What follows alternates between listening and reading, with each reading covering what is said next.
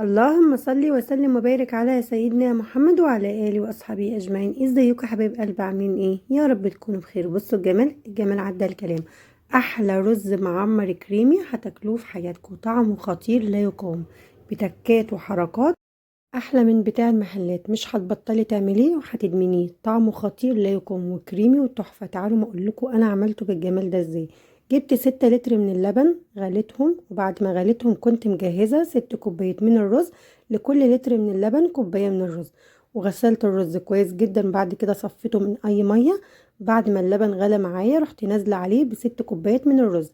سبتهم يتخمروا حوالي ساعه الا ربع، وحطيت الغطا على الحله. بعد ساعة الا ربع رجعت، فضلت اقلب فيهم بالكبشة كويس جدا، وبعدين حطيتهم على النار وسبتهم. فضلت اقلب فيهم حوالي 5 دقايق. بعد كده نزلت عليهم ب3 كوبايات من السكر، وفضلت اقلب فيهم كويس جدا. بعد كده نزلت عليهم بكيس من الفانيليا وقلبتهم كويس جدا، وبعدين سبتهم 10 دقايق على النار. بعد كده نزلت عليهم ب6 معالق من السمنة، وفضلت اقلب فيهم كويس جدا. زي ما انتوا شايفين دلوقتي اهو بنزل بالرز، وبعد كده هقلب فيه، وبعد كده هسيبه حوالي ساعة الا ربع زي ما قلت لكم. وبعد كده هرجع احط عليه السكر وانزل عليه بكيس الفانيليا. طبعا بعد ما سبته حوالي 10 دقايق هنزل عليه ب6 معالق من السمنة، كل كيلو معلقة من السمنة. وبعد كده هقلب فيه واسيبه حوالي 5 دقايق بالعدد. وبعد كده هيكون عندي طبق كده من وش اللبن هنزل عليهم. طبعا هقلبه تقليبتين بالظبط، وبعد كده هقفل عليه اهو. نزلت ب6 معالق من السمنة، هقلب فيهم كويس جدا.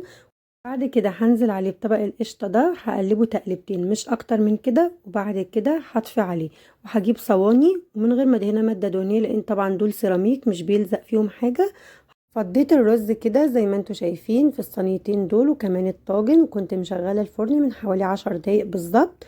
طبعا بعد ما اشتغل 10 دقايق من تحت كده، طبعا كنت مشغلة النار من تحت، وكنت رافعة الشبكة لفوق بس ايه رف واحد كده. وحطيت عليها الصينيتين وكمان الطاجن اول ما اتحمروا من تحت كده، يعني حوالي 10 دقايق مش اكتر من كده. بعد كده فتحت عليهم الشواية من فوق.